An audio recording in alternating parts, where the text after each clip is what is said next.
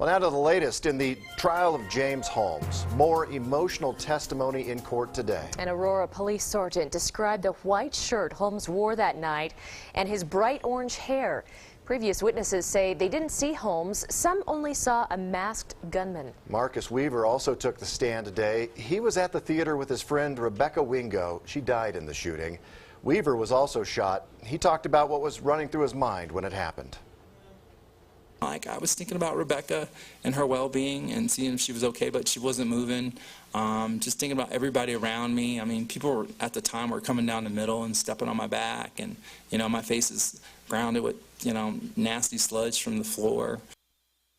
A couple from southern Colorado took the stand yesterday. Katie and Caleb Medley were in the theater that night.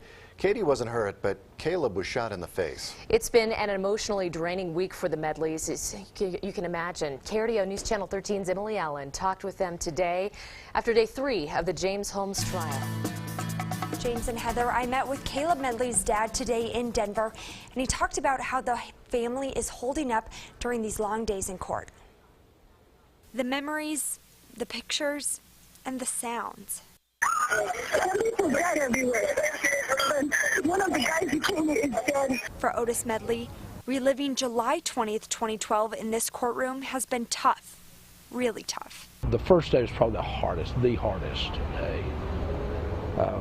to get through that. It was just emotionally wrenching. His son Caleb was shot in the face in that Aurora movie theater. He suffered brain damage and is still recovering. Caleb's wife Katie testified.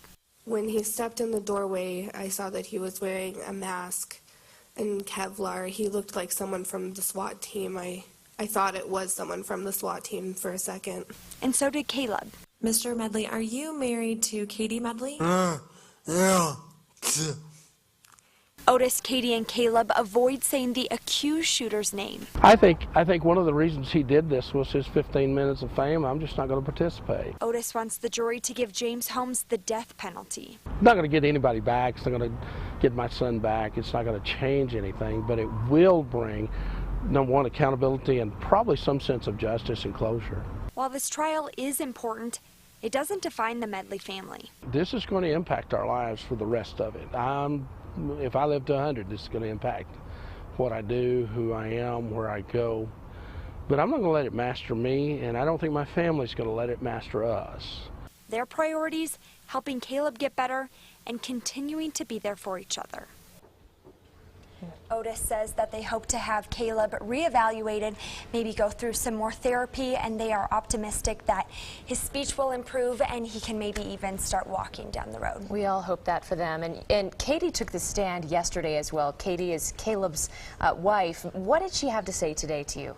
I did end up speaking with her after the interview with Otis, and she just said, it's been very tough, obviously very emotional for the family, but, she needed to go up there and take a stand and say just what happened to them that night. Yeah, and they were living in Denver, but now they've moved back to Florence, so back home with family. Yes, and they plan on just being up here for the next couple days. They have some friends now that they've made through this process, and they're going to be seeing them testify, be there for them, and then they do plan on going back home to Florence. Okay.